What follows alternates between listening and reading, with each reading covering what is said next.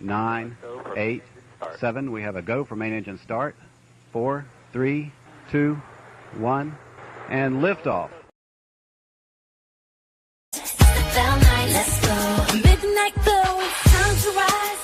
SFL nights on the starry skies. AJ Striker, feel her heat. The sultry voice, so silky sweet. Whispers in the air, lights down low.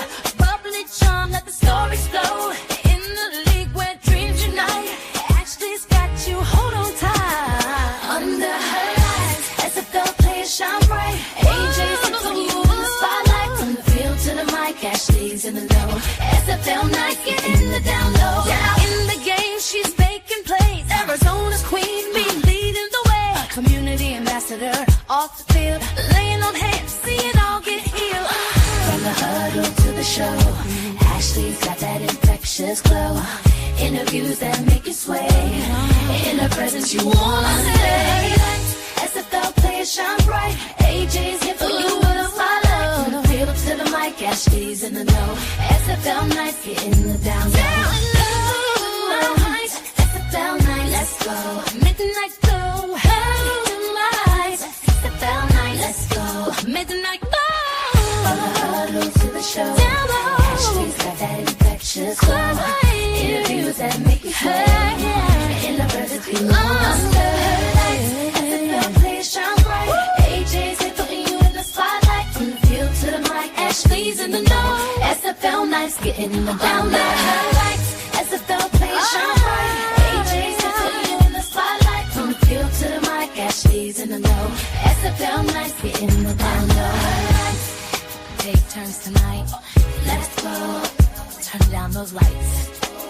It's Ashley's turn to make you feel so right. Under her lights, as the conversation is about to ignite. It's always SFL nights. Under her lights, let's go.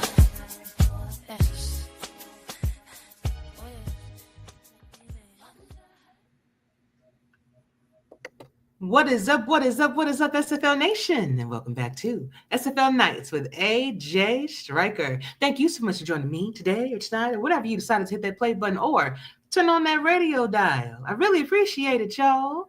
We are back. We are gathered here again tonight for another great show. I do have two guests that are actually going to be coming on. As you guys know, I did introduce my SFL chat around the water cooler back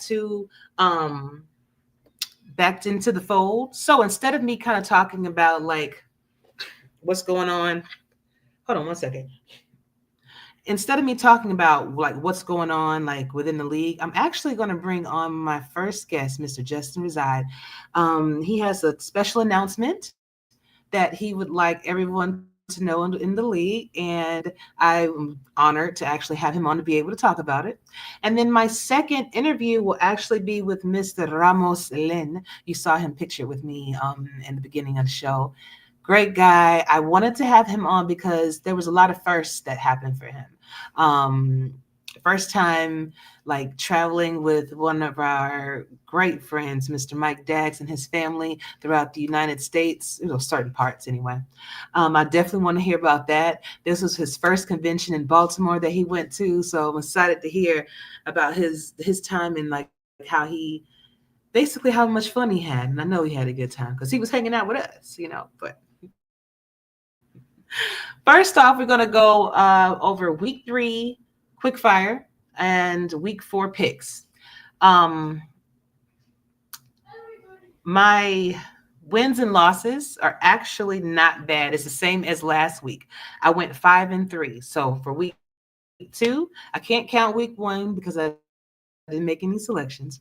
So for week 2, 5-3, and for week 3, 5-3. So let's go ahead and get into that real quick because there were some surprising games. I will say that. I mean, any given sim day, you can take an L, but dang, man. So as you can see, these were all of my selections for last week. This is how it came out for us. So the Mexico City Aztecs took their first win over the Baltimore Vultures. 27-14. I did say that they were going to win this game. The Detroit Detroit wins over OKC 16-13. Houston is victorious over the Fort Worth Toros 20-17. Now, here is where I went on a roll with the nose. Unfortunately, Vancouver won over Arizona at home. It was a very, very good game to watch.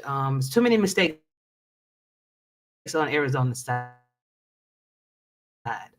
They were victorious 34-31. Milwaukee took on Denver, and Denver won 20.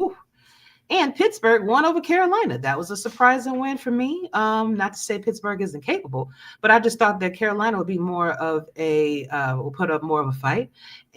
And Pittsburgh won 19-6. Last couple of the Boomers taking on the Sin City Samurai.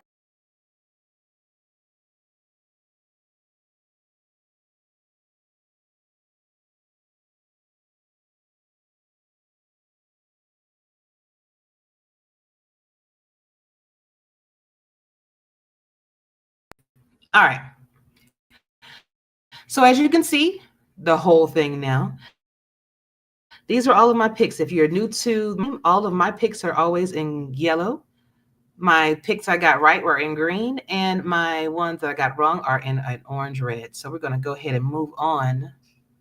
Guys, please be patient. It looks like I'm having some internet issues, like some internet interruptions. So if I do go out, or if I'm kind of stagnant in my speaking, or if any of my guests are kind of stagnant, just be patient with us, and it should work itself out. Okay.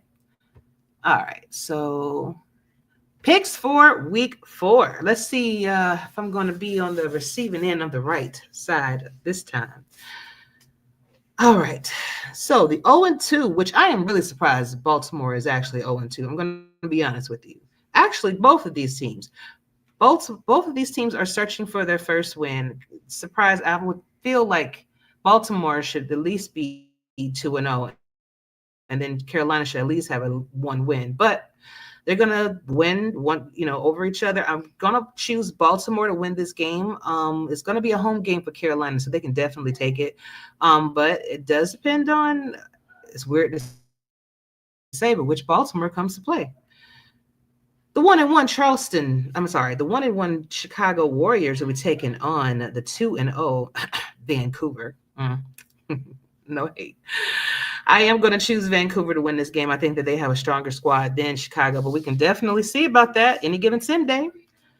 And also, and this is going to be on August 1st, everybody. The OKC Renegades will be taking on the Fort Worth Toros. OKC is sitting at 1-1, where Fort Worth is looking for their first win, and I am surprised about Fort Worth as well. They did have a lot of turnover, a lot of changes happening, so they're still trying to get acclimated with that system over there. I'm going to choose OKC to win this game just because I'm just not sure about Fort Worth at this moment. On August the 2nd, Washington will be taking on DC. It's going to be a good game to watch. I'm going to go with DC. I just think that they have a more experienced coaching squad to be able to take this win from Washington. The 1-1 Lexington Miners will be taking on the 0-2 Sin City Samurai, another team that I thought would at least be 1-1 right now. I'm going for Lexington. I think they just, since they do have a win over them right now, they're the strongest team. So I'm going to go with Lexington. Queen City Corsairs 1-1 taking on the Minnesota Legends, sitting at 0-2, another team that should be either 2-0 or 1-0. I mean, I'm sorry, 1-1. Surprisingly, they are not. I'm going with Queen City to win this game. If they're 0-2, they're just going to have to prove to me they can dig themselves out that hole.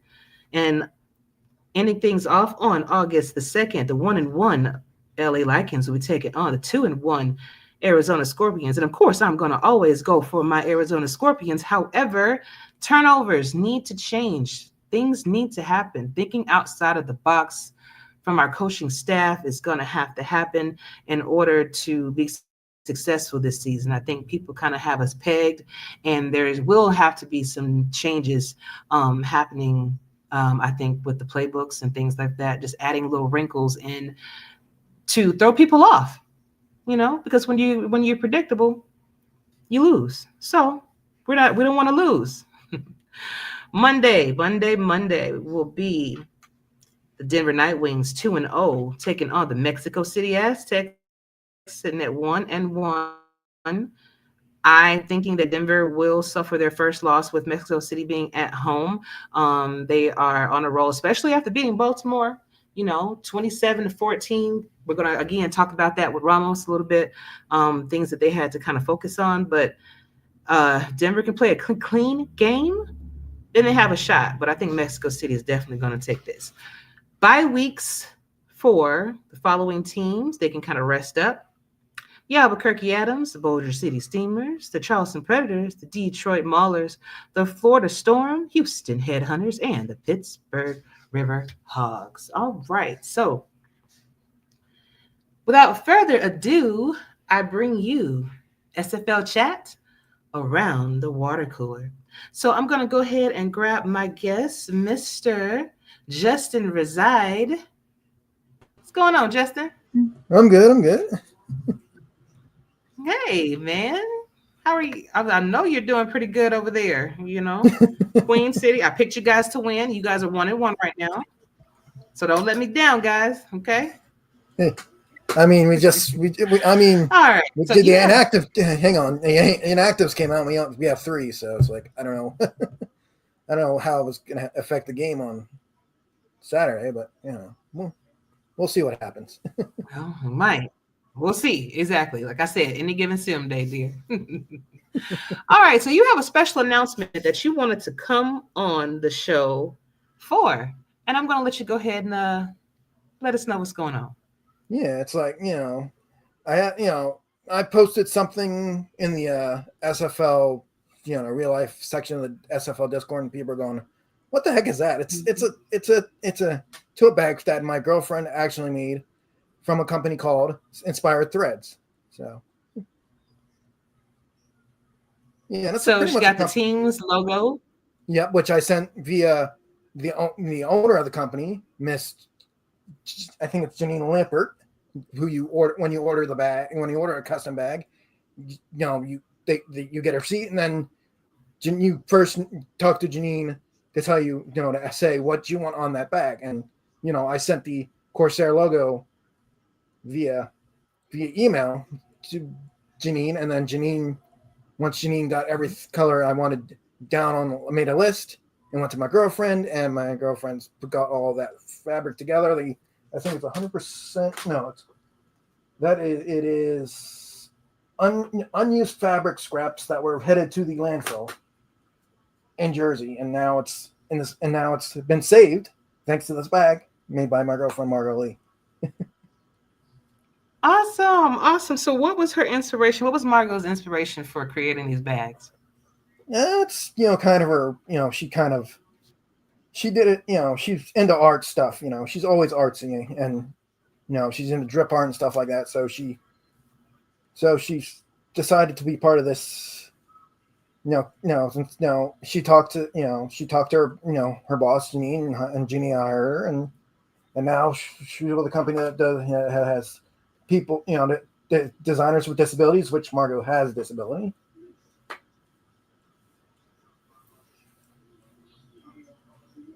Yeah, it's pretty. Okay. Now I know that I have the website. Oh, go ahead. I'm sorry. Yeah, it's like you said, you have the website, which is inspiredthreads.org, and and if you click on the shop section, it'll show you all the stuff that they have, the bag, the custom bags and stuff like that. All this, they have blankets, custom bags, all that kind of good stuff, and memory blankets if you want to, if you wanted to, remember somehow, if you have a lot of stuff from all your SFL seasons, through the 25, if you've been through the 25 seasons, you can, get it on the actual blanket, and, and they'll do that. Or like my tote bag, they can do that on a tote bag, and, you just have to tell, Margo's boss, Janine, that you want, the SFL colors, yada, yada, and through, in the email that she sends you when you order it, after you put your order through the website, and then you get the receipt, and then the process starts with Janine, and then I'll go through Margo, and you get that, and that's how it's done. So how long does it take for turnaround time once you've ordered it to actually come to you? Sometimes like takes. I think my bag took a couple of weeks because of Special Olympics and all that. It should be no longer than a couple of weeks or so, because I know this week Margo is off due to her boss Janine being on vacation. So if you order tonight, you should be getting an email from Janine. If you order tonight, you would get an email from Janine probably in the next week. If you order tonight or Friday or whenever you want to order the bag through inspirethreads.org.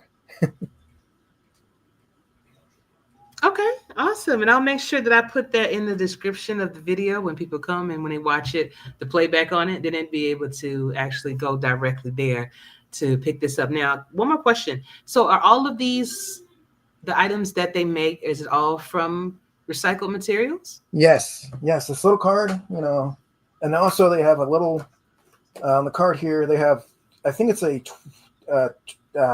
X handle or Twitter handle, Inspire Threads nonprofit at Inspire Threads nonprofit. If you want to check out Inspire Threads. Yep. .org, and then the Twitter handle is Inspire Threads nonprofit is the Twitter handle or the X handle. Okay. Yeah. So again, if you go to if you want to the shop is in inspirethreads.org. Beautiful. Now, if you can do me a favor, like at the end of this video, like when we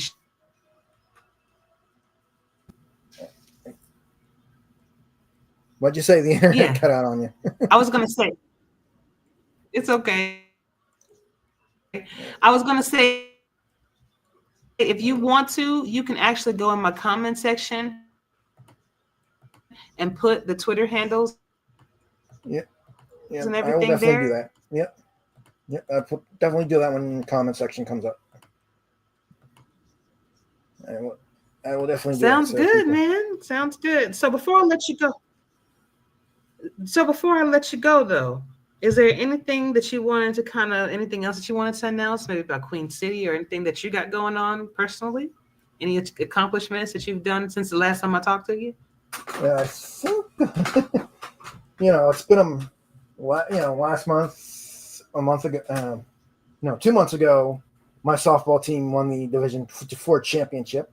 So Queens, not like I said before, the Queens or Mexico City is not the only team that captured a championship. Hey, well, that's awesome. That is awesome, man. Well, you keep up the good work, man. I've seen you out there. Queen City, y'all sitting at 1-1 right now. You got a big game coming up against Minnesota, who is looking for their first win, man. So what do you think that you guys are going to have to do to win? Trying to kind of work through the, pretty much do what we've been doing, just change everything. I think hopefully our man Ron, I think it was Ron who's doing. Keep people guessing. Ryan Davis make sure he has people guessing before. Right. Okay, because I was like, don't tell me exactly what you're gonna do. Don't tell. I don't tell Ryan Davis secrets, so. But okay, because I am not trying to get in trouble. But listen, thank you so much for hanging out with us. I appreciate you, and please come back whenever you want to. Okay. Yeah, no problem, Ashley. No problem. All right, brother. I'll see you soon. Yep. See you soon. All right. Up next, Ramos Lynn. After this.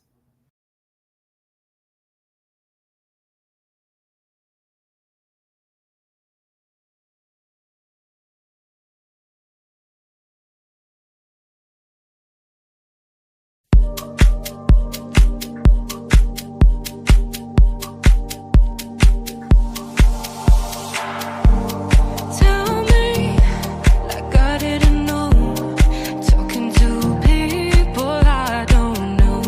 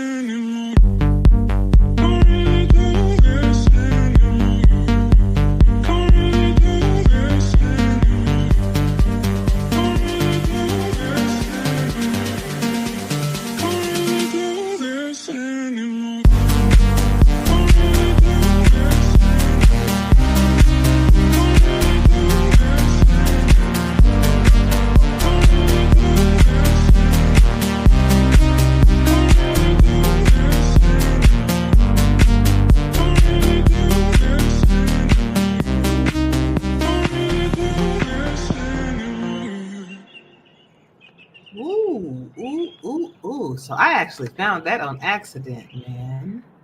Let me tell you what the name of this song is. It's called, I think it was called Tell Me, but the group is Tin Liquor and Hell Soot. I don't know about the names, but I know that was a great cut. Probably one of the most energetic breakup songs I think I ever heard in my entire life. But I would like to go ahead and welcome to the stage Mr. Ramos Lin. How are you doing, my dear? I'm good. How are you?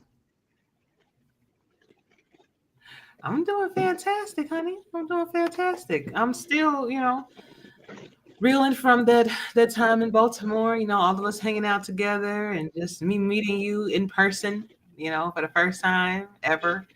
It's a dope moment.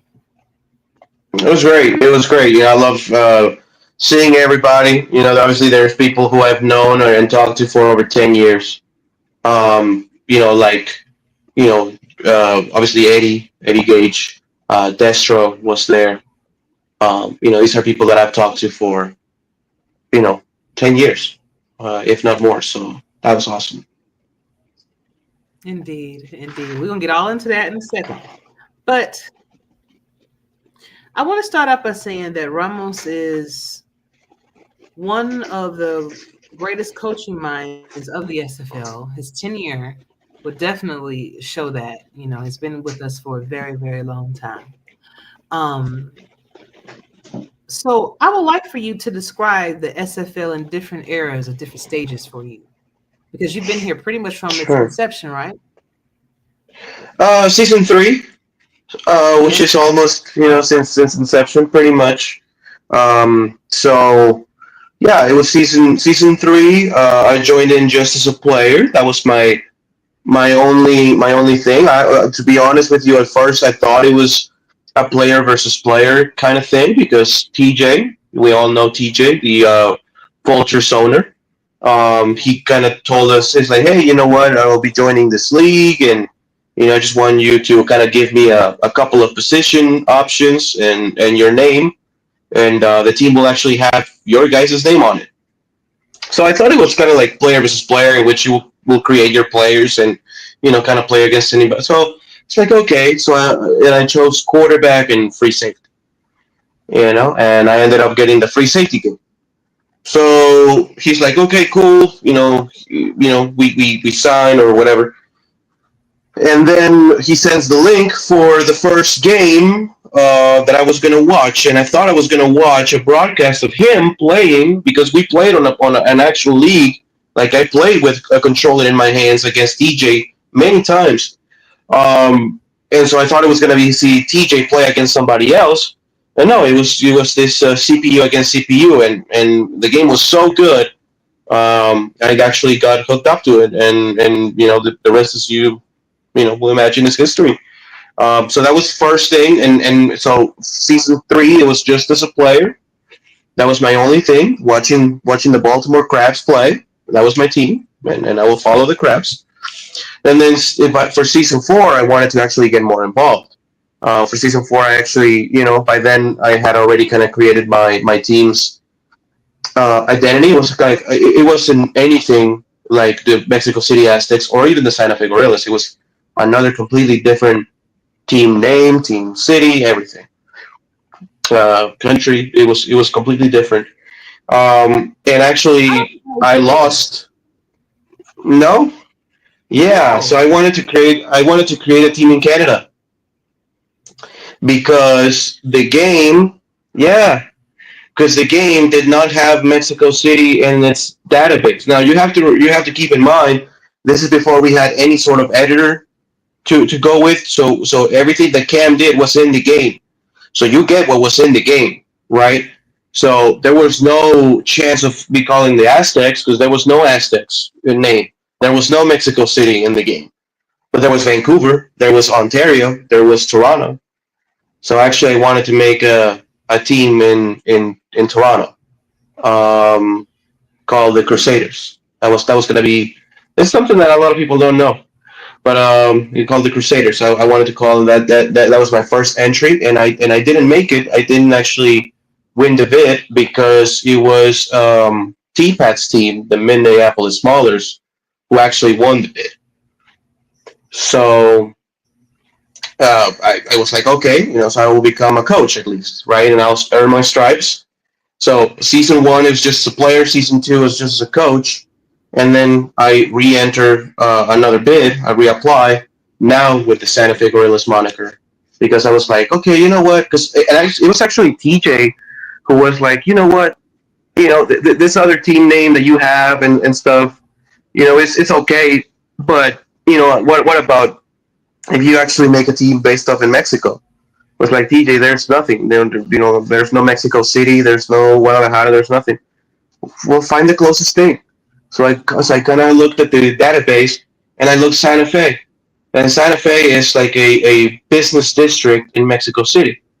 And I was like, well, this is close enough. This is kind of close enough. And kind of played off of that and just make Santa Fe Gorillas because I really like, it's a long story. That in and of itself is kind of a story. But anyway, create the colors and everything. It was it was a unique color because no team was like orange and blue and white. We had some black, some teams were using black or navy, but nothing like that tone of orange, blue, and white, right?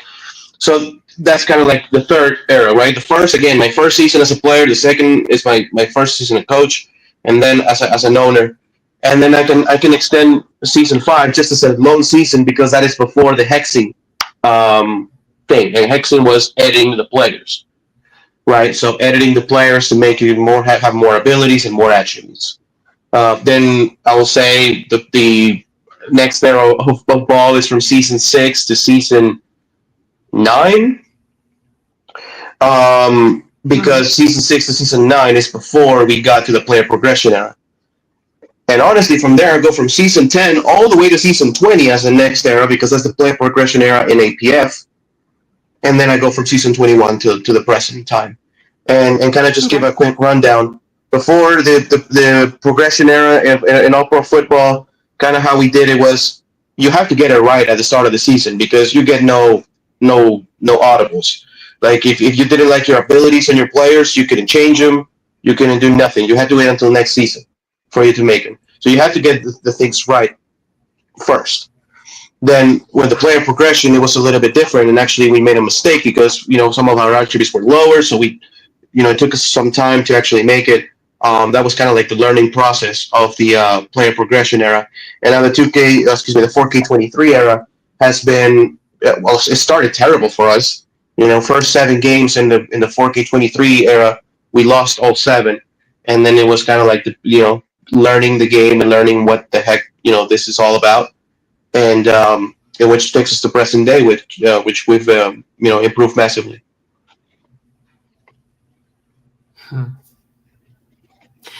At one point, weren't you guys doing like whenever you talked, you had to send emails, or you were like on chats instead of? We were on Facebook chat. Oh, this is way back in the day. I'm talking about season 5, season 6. We were on Facebook chat. It was a Facebook page. It was like a Facebook group. It was called like SFL or SFL Coach. I don't know what it's called. And it was all owners like T-Pat, like TJ, like Kyle Walsh and Jamie Walsh, Eric Barkley. It was Destro. It was Frank Gooden. It was Derek Overstreet for Louisville. It was me. All the owners. Daily Holder as well. No, Daily Holder not by that point. But Daily Holder did, but before. Daily Holder was the owner of the San Francisco Bulldogs way back then. So, yes, we did that. And then for season 7, we went to Slack. No, season 6, we moved to Slack. Slack was this kind of like app, also kind of like some sort of Microsoft Teams-ish type of app. Just maybe. Actually, I'm telling you, I'm sure there's people here in the SFL who were like in the kindergarten back when we used Slack. I'm telling you. Yes. Yes, because we used Slack like 10 years ago, so that's when almost 10 years, so that's how you know. Um, and then we moved to Discord, and we haven't looked back.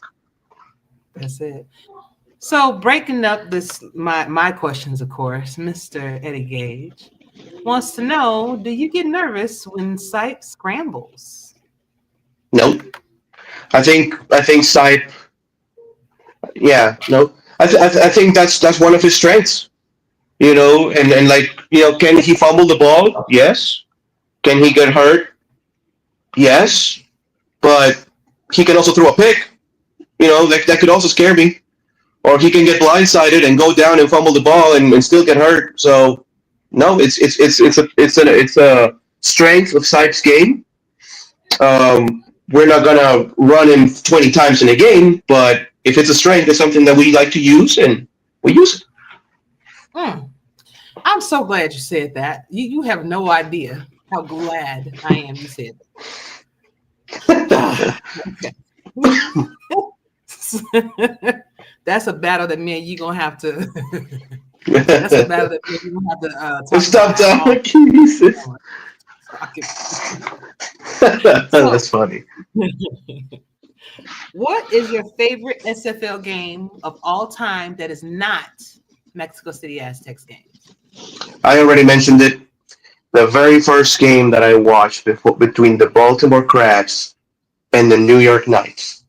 I don't know. I have to look it up because back then we used Twitch. We didn't use YouTube. We used Twitch all the time. So I don't know if it will be in the archives. I'll have to hit Cam up and see if we can just get it from the archives. I don't know. People have to watch that game. It was sensational. It was awesome. If we can find it, just in case we can find it, I will not even spoil kind of like the ending or anything. But it was amazing. Mm-hmm. And it's the fact that was the game that introduced me to the SFL, because had that been a bad game, even though my player was on it, I don't know if I would have been hooked to the league. Like if that was a stinker and we lost 27-3, like do I want to come back and watch next week? Like I was like that was kind of lame. That was kind of like a bad game, But the fact that it was so good, I was like, oh, I will tune in for next week. This was awesome. Okay, kind of the same with me. Actually, what drew me in was Cam on a call with Andy. I'm trying to remember who the team was, but I know it was a championship game. I want to say it was when Florida, when they was on their run, but I can't remember. But I just hearing them and hear their excitement, I was drawn in, and I immediately contacted Cam on Twitter. I didn't think, how you in your mind you think, oh, this is just like some kind of big corporate guy. He probably don't even think about me, or whatever. But he instantly got back to me, and we've been cool ever since. So yeah, did you join the following season with Tulsa? Yes, was it the following season? Right. So was it the following season after you watched that? Okay. Yes. Okay, if that's the case, that was that was Alaska against Jacksonville. That was the second Alaska Jacksonville. If it was a championship game, in that time it was Tallahassee, Alaska Tallahassee. Right. Yeah. Right. Yeah, that was a championship because they beat them 2 seasons in a row. Actually, I have a decent story here. Like for me, like with Cam, the first time I heard Cam wasn't actually with the SFL. The first time I heard Cam, so you see that CAG league that I was telling you about, that Eddie participated. We all participated. Well, so Eddie plays against Ben, who was a member of our league, Vertigo. That was his nickname, Vertigo. So Eddie plays against Vertigo, and it's a great game. Eddie's using the Bears, Vertigo is using the Patriots. And it's a good game. It gets broadcast. Vertigo always broadcasted his games.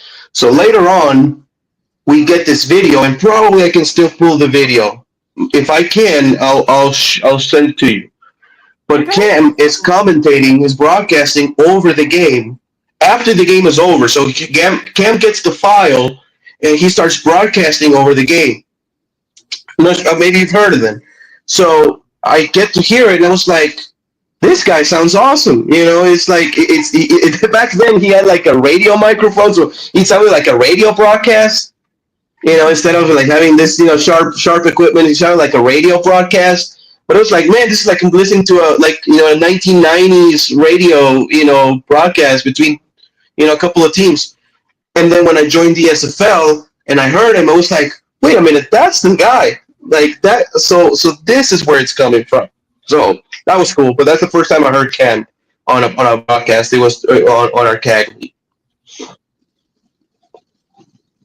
Yeah, he has a very captivating voice. If you're not into sports, you still be into it just because he's so excited. He has that nice balance of being calm and not just amped up all the time, or not kind of reserved either. So I really like that. So go ahead. No. I thought she was going to say something. You go. Okay.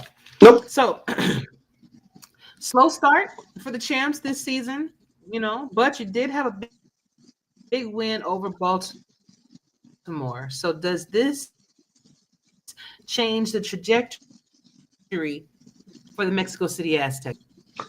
Well, I mean, I hope that's the case. Now, and it's all about matchups, Ashley, and it's with the SFL and it's with everything in any sport. There are matchups that are just, tough, like, the Patriots with Tom Brady. Not normally, but sometimes they lost against the Dolphins, even though the Dolphins were not very good. The Broncos used to beat the Patriots and Brady.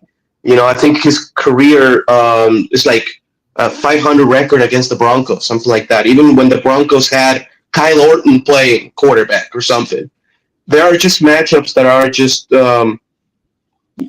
tough. And Arizona is one of our toughest matchups.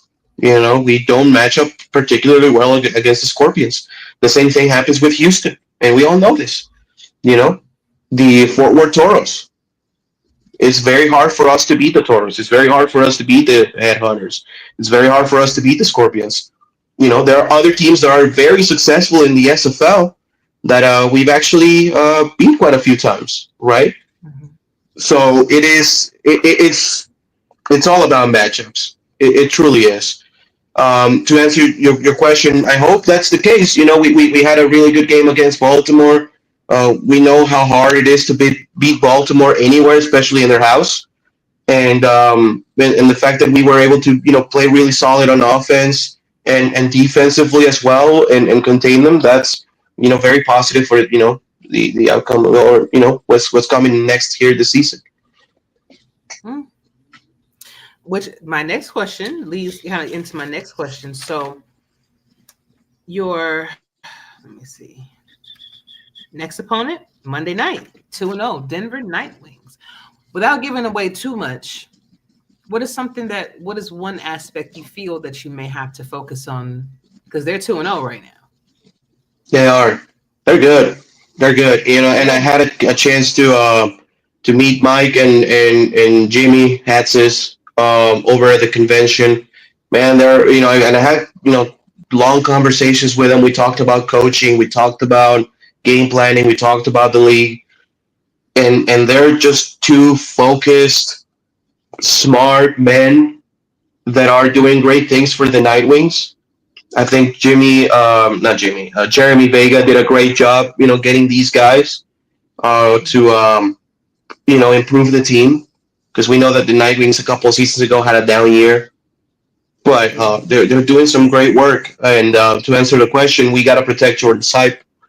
I think that's one of the main things. We got to protect Jordan, our quarterback, because when Jordan is feeling the pressure, and we saw it against Arizona in the convention, he's amazing. He's a great quarterback, but I don't know of too many quarterbacks who can throw the ball when they're, laying face down in the dirt. So we got to protect Jordan, and we got to make sure that that run game of the Nightwings is also held in check, for the most part, as much as we can. All right. So, let me see if I had anything else for you as far as SFL goes. Okay, we're going to be switching gears now a little bit to Your first convention. What are some highlights of you, like even just the trip over to getting to Baltimore? I don't know if you want to kind of encompass all of this together, like kind of tell us the story from you leaving and then you hanging out with Mike Sure. and you going to. Yeah, you could just do it all like that. Sure. I think it will be nicer that way. So the day before I flew out to New York, I actually went from my city here, Querétaro, over to Mexico City. It's about a 2.5 hour drive. So I went there the night before because my flight took off at 7 in the morning. So I was actually at the airport, already at the airport at 10 p.m. the night before. Now, mind you, I had woken up at 6 in the morning the prior day, and I was running on like 5 hours of sleep. So I was like, you know what? What's 7 more or 8 more hours, right? I was pumped. I was like, man, I'm gonna fly to New York. I'm gonna, see Mike. I'm gonna go to the convention. Well, by 1 a.m., I'm already kind of like, like, oh my god, what am I doing? So, I kind of, asked for. Actually, like, I don't drink a lot of coffee or energy drinks. It wakes me up, but then the crash down is terrible for me. Like, it will work for 2 hours, but then that crash down is gonna come real quick. Like in the span of 2 minutes, I'm gonna go from my chest being like pumping out to like knocked out in 2 minutes. So I actually, done. So I actually got a little like can of Coca-Cola, just kind of like tried to keep myself awake. I had my tablet and I'm trying to play games on the tablet, just kind of keeping myself busy just to stay awake. So the time finally comes. It's 6:30 or whatever. We board. We go out there to New York. It's smooth from Mexico City to New York. We're talking about 4 hours, 4 hours and 10 minutes, give or take. And then from New York, I go to Rochester because Mike and company they live in Western New York, right? In Rochester. So I go from New York to Rochester. That's about a 45-minute flight, super short. So I get there. I'm very excited. They receive me at the airport and everything. I'm very excited to see him. I say hi and everything. Deep inside, I'm falling asleep. I'm a zombie at that point because I couldn't sleep at the airplane. I don't know why. I just kind of like couldn't do it. It was uncomfortable. There was a baby crying over there, and I had this headphones that actually blocks the noise. It's a noise canceling phone, but it's kind of like sturdy. It's kind of big. It's kind of like bulky on the head. So you try to do this and kind of gets on the way. So I get there and I'm a zombie because I haven't slept in freaking 30 hours. So, or more, no more, probably like 36 hours or whatever. I go there, have some dinner, and basically a little after that, we go crash. I'm done at that point. But it was great. During the first few days, it was doing some stuff in mostly Western New York, outside of Niagara Falls. Like that was left for the last day. But I go to Bolt Castle. I go to the Adirondacks, to the big mountains right there in Western New York. I'm telling you, the Dex family loves to climb stuff. They love to climb stuff, and every time I've met them, I climbed a rock in Mexico, a mountain in New York. I went over the pyramids in Mexico City. Like they love climbing stuff, and I'm like, what's funny is that at the beginning of it, as we were preparing the trip, Mike is like, man, don't worry, we're not planning to climb anything. I'm like, cool, I can walk as much as you want. I can walk. Just climbing stuff, man. Well, third day, I'm out there climbing a big ass rock in the Adirondacks somewhere in Western New York and taking awesome pictures. It was great though. It was great. I had a great time. That was awesome climbing the mountain and taking pictures from up top. Kind of like overseeing some of the lakes of New York. It was awesome, but that was that. And during through the following days, it was just a lot of visiting Lake George, beautiful place. Lake George, beautiful place. and just so many things right before we got to the convention, but local stuff right there, like that in Western New York. I was pretty surprised of the level of humidity and heat in New York. I was shocked. I wasn't expecting that because for us, who don't live in the United States and for the rest of the world, I'm sure, we think of New York just as buildings. That's what New York is. It's just skyscrapers, it's buildings, it's the Statue of Liberty, and it's just that, right? It's Manhattan, Bronx, Brooklyn, Staten Island, Queens. That's New York. But no, that's like 5% of New York. Everything else is trees, it's lakes, it's humidity, and it's a lot of heat in the summer. So I was shocked by that, but I really liked it. I really liked the fact that it was peaceful, it was calm, it was quiet. About a number of days, where I was at Mike's house, I would just get out the house and just be on their driveway or whatever, and just kind of look at the sky. Is what I was telling. It was to kind of look at the sky and seeing the stars, and that's something that I actually don't get to do very much here just because of all the light pollution that I have in a big city that I live in. I don't like sometimes if I look up right now, maybe I see a couple of stars right there. That's it. If I look over there, which is where the city's at, I don't see anything. It's just light pollution, right? So actually standing up, seeing the stars, no, it's all quiet. It's all peaceful. It was awesome. It was awesome. So then, so I got there on a weekend. On a Thursday, we go to the convention. So we go to the convention. We wake up mad early. I'm talking about we wake up I was awake like 5 a.m., maybe 4:30, 5 a.m. And we actually left the house. I want to say, was it 6 in the morning, 6:10 in the morning? Because we wanted to make a stop through Hershey, Pennsylvania, through Chocolate World. So we go there, awesome place. Every bit as crazy as I thought it was going to be. With all the candy and the chocolate, that was awesome. And then we get down to Baltimore, and we arrive at Baltimore. It was probably a little bit past noon, give or take. So it's about a 5-hour drive from the Dads to Baltimore.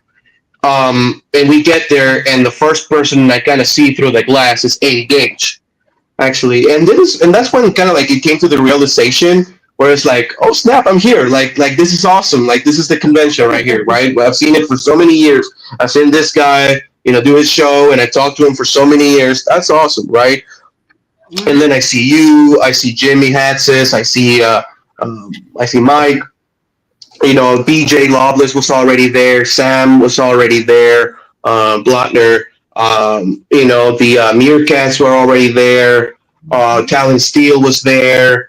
And just kind of say hi to everybody, say who I am, because shoot, I mean, they know who I am for, the SFL and being a coach and a broadcaster, but they don't know my face maybe, right? So, saying hi, this is Ramos, nice to meet you and everything.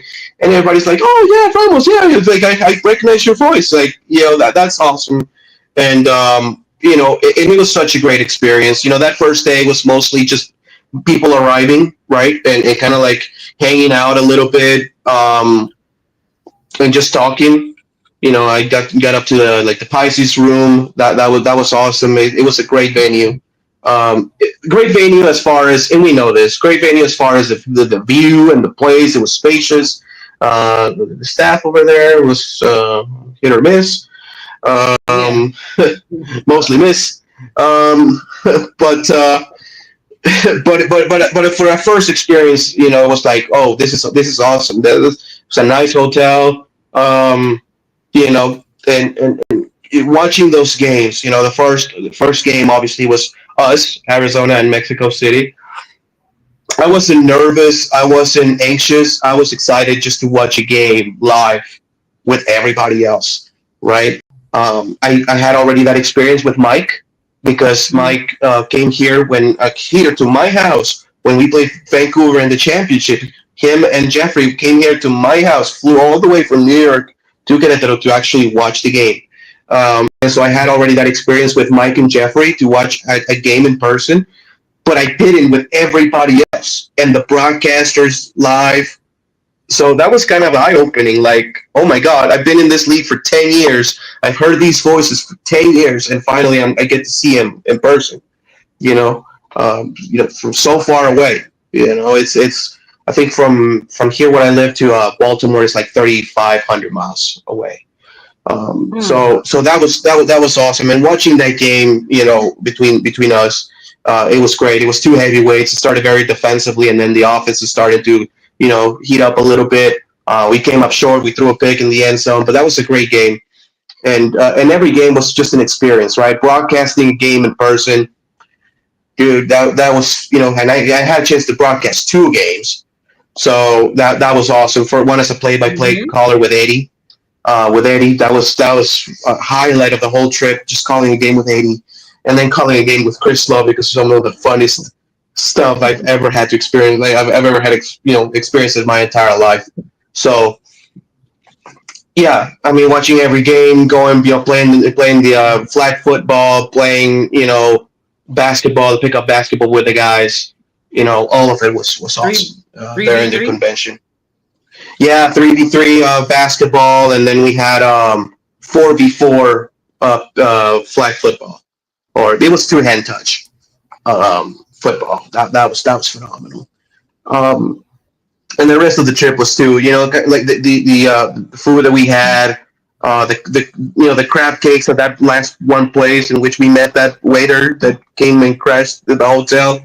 The crab cakes were awesome. I wanted to try the crab cakes from Baltimore. Yeah. Oh, that was amazing. The food at the hotel was awesome. Did you try the crab cakes from there? Oh yeah, I sure did. I was like, I'm not gonna leave Baltimore without trying the crab cakes, and so I did.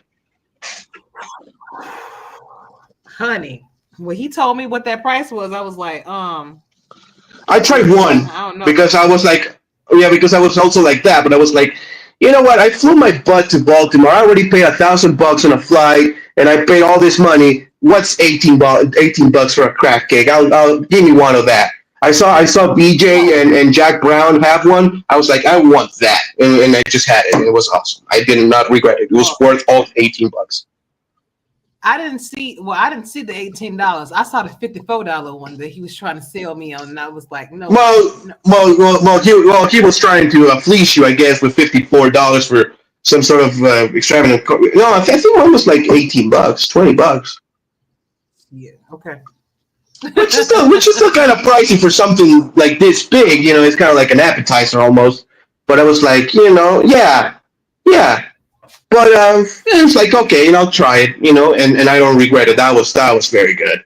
That was very good. But getting to know, shout out to everybody. I took pictures with, pretty much everybody. Forgot to send them to you, but I'll share all the pictures in the convention channel on the thread that we have. I'll share all the pictures. I took pictures with everybody. Shout out to Ray Rie, Brian Hardaway, Kevin Say, and his wife. Just Ty the Pataks, everybody. It was a one of a kind experience. I'll go to the convention. My plan is to go to the convention every year. But something tells me there's nothing that will top the first one. Yeah. Yeah, I don't know. Maybe I don't know, but like kind of see the faces for the first time and hear the voices for the first time. That's special.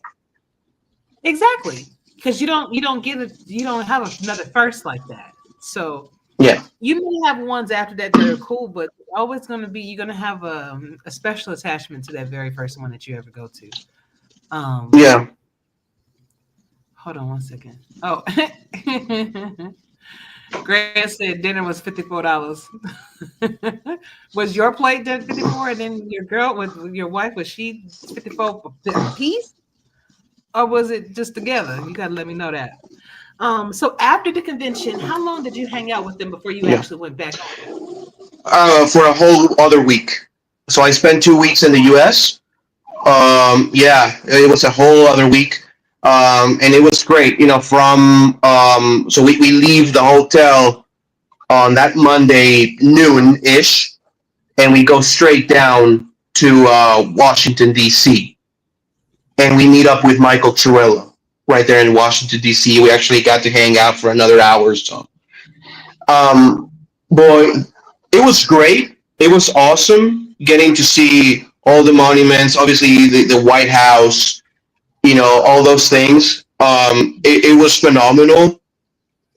The heat. It's something that I wasn't expecting from the Northeast. I was expecting them from like Arizona or Southern California or maybe parts of Texas, New Mexico, like those desert kind of places. I was not expecting 110 degrees with no shade. Because at least in New York, you can hide behind the buildings, like in actual New York, Manhattan, right? You can hide behind the buildings and you can kind of like see, and there's some trees. No, I'm telling you, in Washington, it's all buildings and there's no shade, none. And you're out there at 110 degrees. It's clear and the sun is just blazing hot right here. And right here and right everywhere, and in the arms, in the everything. I'm burning, but it was awesome. It was phenomenal. And it's the fact that I'm thinking to myself, this is my second time here in the U.S. and I'm getting to see these world-known monuments, and I'm sure 80% of the country of the United States hasn't seen them in person. Like how many? It's like I will bet out of the 330 million people that live in the U.S., 300 million of them maybe, or maybe 260 million, 270 million haven't seen the White House in person, right? Even though it's the most popular house in the entire planet, right? And kind of seeing them in person, being close from it, it's like, this is such a cool experience, dude. Like this is awesome, right? So we spend the day in Washington. The following day, we start making our way to New York City.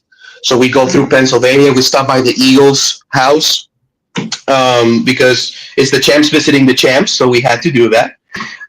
So we go through the Eagles. We go to the Eagle Stadium and we take pictures. I actually bought a mini helmet. It's right here. Actually, got this mini helmet from the Eagle Stadium. So that was cool. By the way, I got this from the Bill Stadium later on on the trip. So that was cool. And kind of and just seeing everything, right, and getting to know kind of like the different cultures. Because like Baltimore was different than Washington D.C. Even though it's so close, Baltimore was different than Washington D.C. Washington D.C. was different from New York. New York was different, or Manhattan. That was different from what I saw in a little bit of Pennsylvania as well. So that was great. We go to New York. We actually stop in New Jersey. We actually kind of like spend the night in New Jersey, but we will take the train to New York to kind of like walk through Manhattan. So I saw the Empire State Building, the World Trade Center, the place where the Twin Towers were, the actual World Trade Center. I went up to the 102nd floor to see the entirety of Manhattan from the sky, pretty much. It was awesome. Yep. Tell me you took pictures. Yes. Okay. Yes, and I can send you that. I took several because it's you're told when you're up there, you actually get to see 3 states. You see New York, you see New Jersey, and you see Connecticut from that high up. And just seeing it and just like seeing all the buildings like down low, there were helicopters flying underneath me. Like that was like, oh my god, I'm way up here. Like yeah, like I'm way up here. So the Brooklyn Bridge from that side, and it was just an unbelievable, one of a kind experience. Absolutely. So we spent a couple of days in New York, and then on Wednesday we drive back to Rochester because we got to prepare for the Matt Wilson show, the pregame show. So we got prepared for that, and kind of get, because mind you, at this point we still have all of our equipment on us, right? We still have all the computers, all the entire setup, because Mike sent that, took everything. So we have the entire setup with us all the way through, and so we go all the way back to Rochester. We prepare for the show. That was Wednesday, and then to Thursday. That was the only day I woke up late. I actually woke up like at 11 a.m. Every other day we were waking up early because we crammed a lot of stuff in 2 weeks, and that's including the convention. So Thursday arrives, and it's the time for the Matt Wilson show, and Gerald to come in and do the three-way, the three people broadcast, and that was just an awesome experience. We loved it. Mike, Gerald, and myself kind of look at each other. It's like, I wish I could fly every week to sit with you guys and just do a three-way, like a three-people broadcast. It was so good. It was so good. I loved calling the game with Mike in person. The night before, actually, was it the night before? I'm pretty sure it was the night before. Yeah, it had to be. I actually called a UFL game with him as well, with Mike. It was Mike and me. We call a UFL game. And then it was Gerald, Mike, and myself calling the SFL game. It was the Albuquerque game. It was Albuquerque, Washington. Mm-hmm. So we called that game, and it was phenomenal. I loved it, being part of the Matt Wilson show, see how everything works from behind the scenes, right? Mike showing me like everything, like this is the slides that we have, this is how we all organize it, how we're going to put the video together, and how we all, the production side of things. This is the timers that we have. This is how we kind of like manage our time. Because I'm part of the show, I cannot leave these people just hanging, right? Like, I need to be prepared because they're going to ask me too. I'm just not going to be sitting there just standing, They're going to ask me about, hey, what do you think about this game? What do you think about this next matchup? What are your points here? And I have to be quick because it's a 40-something minute show. I cannot just drag along for 30 minutes. So I have to make my points, go to the next topic, and kind of, do it on the fly. That was phenomenal.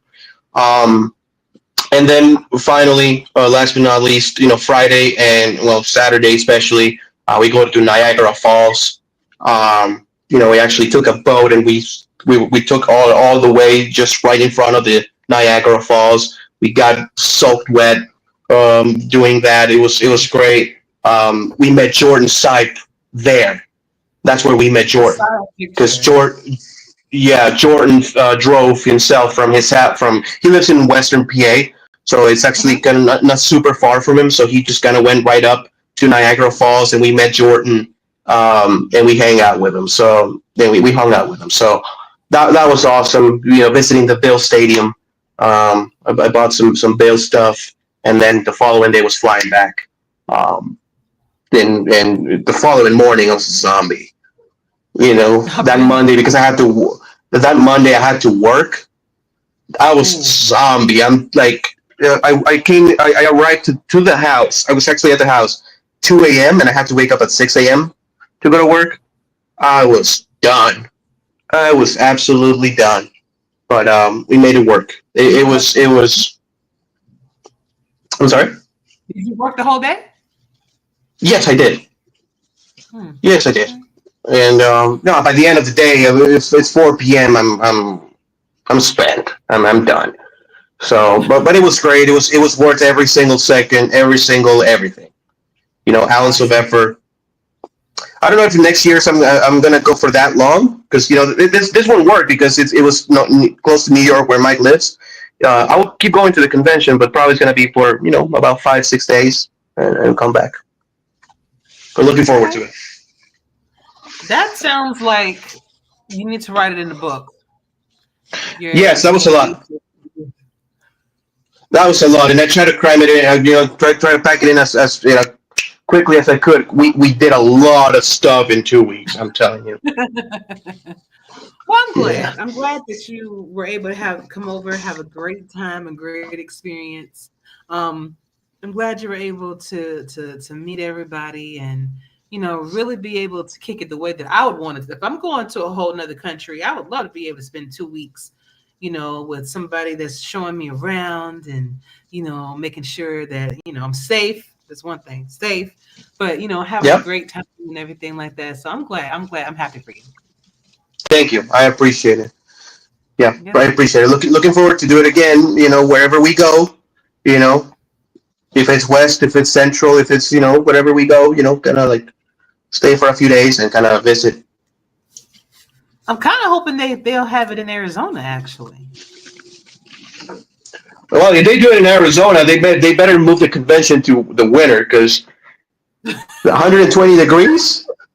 I don't know about that one, Ashley. You was just in 110 and with humidity though. Yeah, that's true. Yeah, there's no That's humidity true, out and there. I almost died, but I'm just kidding. It didn't, but Probably suffocated um, almost. oh God. Hey, just real talk anywhere. If it's Phoenix, if it's they're talking about Minnesota, Kansas City, Denver, Denver. back to Mhm. back to Dallas, Houston, wherever they go, I'll be there for sure. Indeed, baby. Well, thank you so much for spending some time with me and for kind of giving us an overview of the SFL and a little bit more about you. So, of Thank course, you you. can come back whenever you want to. Of course, the show is open to everybody, and if I would love for you to tell your whole team and anybody that listen, just because I don't personally come and ask you, that doesn't mean that I don't want you. I think people are expecting me to come and ask all 2,300 people, "Hey, you want to come and be on?" That's 2,300 people. That's a Yeah, lot of there's a people lot of for me. people. That's a lot of So, people. yeah, you want to come back on? Anybody else want to come on? I Thank would you. love to have you on. All right, love. Good luck for the rest of the season. Absolutely. Unless you, It was great meeting you. I want to just to cap up. It was great meeting you, hanging out, outside of the hotel, sharing some music. You gave me your headphones. I was chilling. That was great. Those are things and memories I will cherish forever. awesome, man. Hey, listen. Tell you what, you said dry heat sucks. Grant Hardaway said dry heat. It does. I mean, I've lived in both climates. Okay, heat sucks. Period. That's first. That's I it. feel that Yep.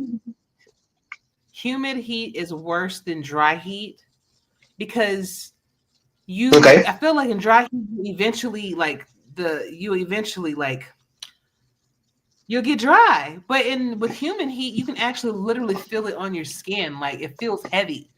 The air I feels actually agree with heavy. you. I actually agree with you. You take a breath and you feel your lungs are filling with water. I hate that. Right. I hate Me that. too. That's And terrible. see, like, Unless I'm in the beach, I don't want that ever to happen to me. right. Right. Yeah. And the thing is, I didn't know because I lived in Georgia all my life. I lived in Georgia until I was like Oh, okay. I didn't know that. 38. Yeah.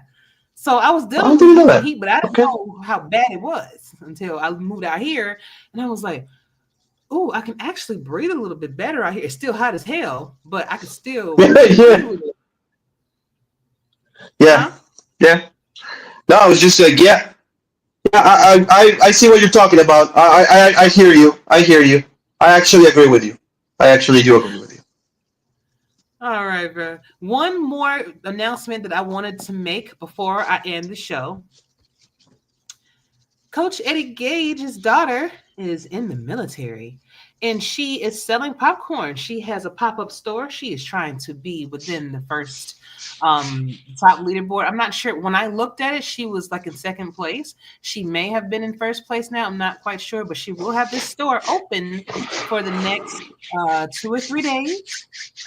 And this, just for people on the radio that cannot see this, there is this link is actually in my description already.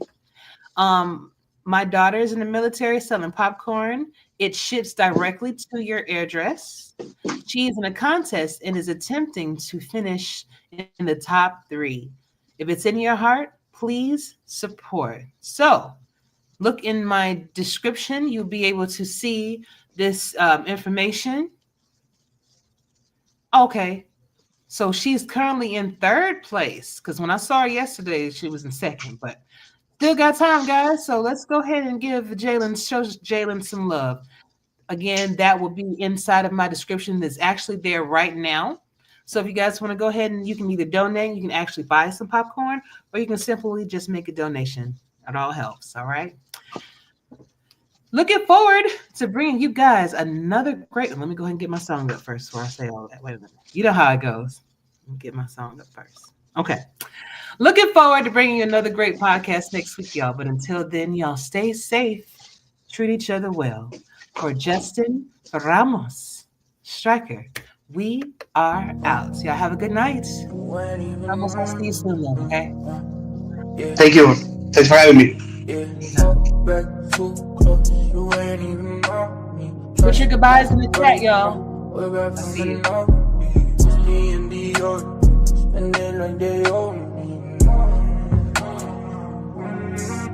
Gotta stay select. Don't come around to me, better come correct. Different lives that we lead. I'm in the Nike check in a bag of Louis V. Truth on my bed, lies that make no sense. Pop back for a minute, eyes up on my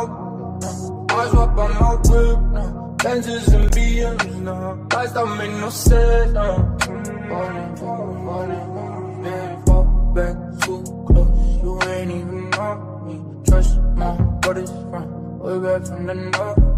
It's the end of your spending like they owe me. Ain't no else, ain't no time unless it's reason. It's the top of the shelf, it's that stress to get at me. And it's closer to the chest when your pocket's too deep. Truth on my wrist, lies that make no sense. Pop back for a minute, eyes up on my whip. Lenses and BMs, lies that make no sense.